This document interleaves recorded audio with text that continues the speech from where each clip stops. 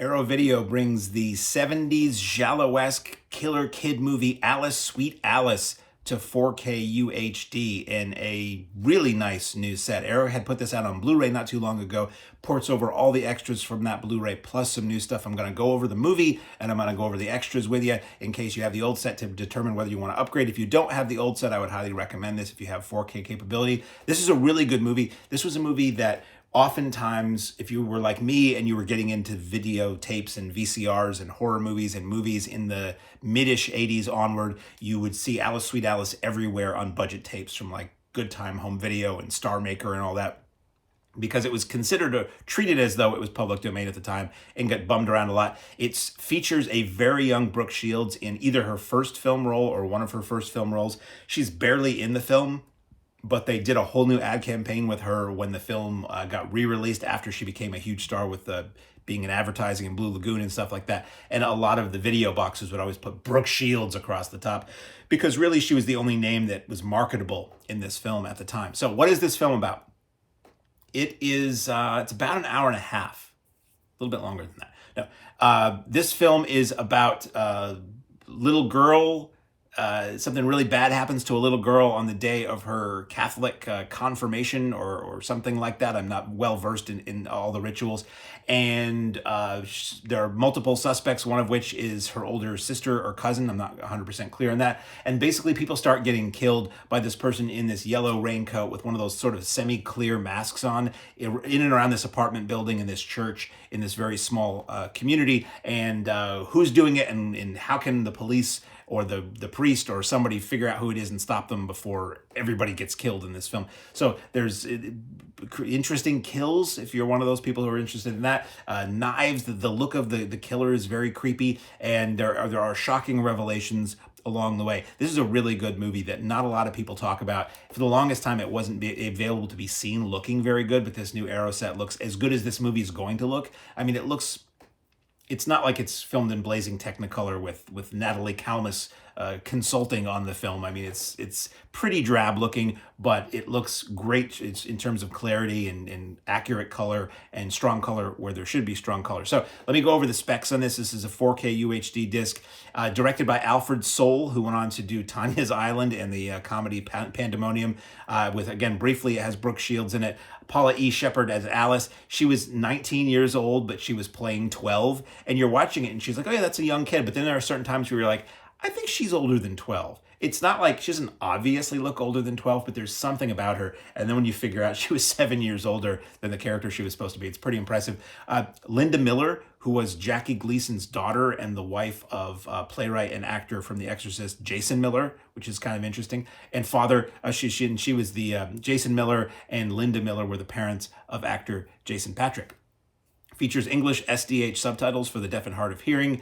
It's viewable in 3 variants, which is very cool when they do this. First, under its working title, Communion, with 2 shots of bloody violence not seen in other versions. Other versions use alternate, less bloody shots.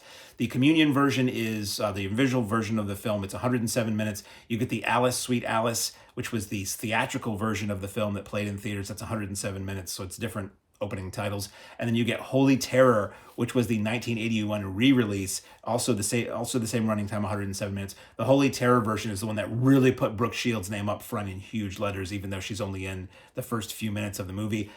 Not entirely looking like Brooke Shields, certainly not looking like the Brooke Shields of 1981. So apparently this film was set in 1961. It took me a long time to realize that when I was watching it, because it really kind of feels like the 70s for the most part. But then you'll see an old car, or you'll see a picture of Kennedy on the wall, or you'll see a calendar and you'll be like, why don't they take that old calendar down? It's about a decade old. And then you realize, this is actually set in the earlier 60s. Why? I'm not 100% sure, other than maybe they didn't want it to be freewheeling 70s attitudes and look to everybody. But for the most part, the film feels like when it was shot. It's very giallo-esque, including the fact that there is a bottle of J&B in one scene, which I thought that was kind of funny. There's a lot of Catholic imagery in it and a lot of really shocking moments.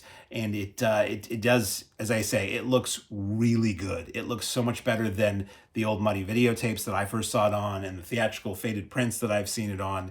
it's a step up from the previous Arrow release on Blu-ray as well, because I actually do have both and I looked. So yeah, obviously it's a step up because it's 4K, but sometimes if for 4K they'll do a new transfer and it will just look better overall. A lot of times for me, I've got a nice big TV, I've got a 4K player, 4K TV. If I get a 4K disc, most of the time it doesn't really stand out to me as looking better than anything I watch on Blu-ray. I think part of it is that the player will upscale as close as it can to 4K, but a lot of times I'm just like, if you asked me to say whether I was watching a Blu-ray or 4K, I really wouldn't know. But sometimes the difference that is made is that quality of just the image overall, not just the resolution.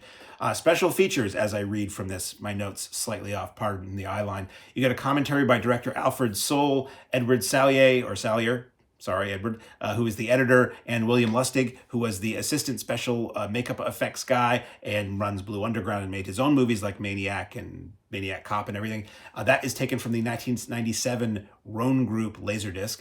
You get a new commentary by film historian Richard Harlan Smith, which is great. You get First Communion interview with director Alfred Soule. That's 19 minutes. This stuff is mostly carried over. If it's new, I'll say new. Otherwise, it's carried over from the previous Arrow disc from a few years ago. New. In the Name of the Father interview with actor Niles McMaster. That's 16 minutes, and he played Alice's father in the film. New. Alice on My Mind interview with composer Stephen Lawrence. That's 15 minutes. Lost Childhood, The Locations of Alice, Sweet Alice with my close personal friend Michael Gingold. That's 16 minutes. Sweet Memories from filmmaker Dante Tomaselli, cousin of director Albert Soule, discusses his connection to the film. That's 11 minutes. Deleted Scenes, you get 2 short sequences found when they were scanning the original negative. That's 3 minutes long. You get a version comparison, which I love when they do stuff like this. It's a split screen comparison between the openings of Communion, Alice, Sweet Alice, and Holy Terror. The opening title sequences, as well as the 2 altered scenes of violence in the film where they were toned down for theatrical and home video releases from the original assembled version of the film. It's 2 minutes. Only the Holy Terror tells you the film location and setting up front. So the final release, the re-release, hey, we've got a film that technically has Brooke Shields in it when she's a huge star, that release actually says up front 1961. The rest don't, and it would have been helpful, I think, if they had. You get the re-release trailer that's 2 minutes, and it really pushes the Brooke Shields angle a lot with a more recent photo of her, and it implies that she's the star of the film, and that's under the Holy Terror title. That's, as I said, 2 minutes. You get the UK TV spot that's 16 seconds, and that's Communion and Tintorera as a double feature. You get image galleries that are 2. You get an image gallery of 40 images, and then you get the full screenplay that's 135 images that you step through on your screen, which, even if you have a big screen, isn't always that easy to read, but it's kind of cool that they include it. So it's a very good movie. If you have the previous edition and you want to upgrade for the image quality, you are going to be getting some new extras with this. I'd say a couple hours of new extras, because it's got a full commentary on it that's brand new. If you've never seen it and have 4K capability, I would say this would be the one to get, because it does have the edge on image quality, and it's got all the extras from the previous one. Heck, it's got the extra from a Laserdisc in 1997, and it looks a bit better. So available on 4K UHD from Arrow Video is Alice, Sweet Alice.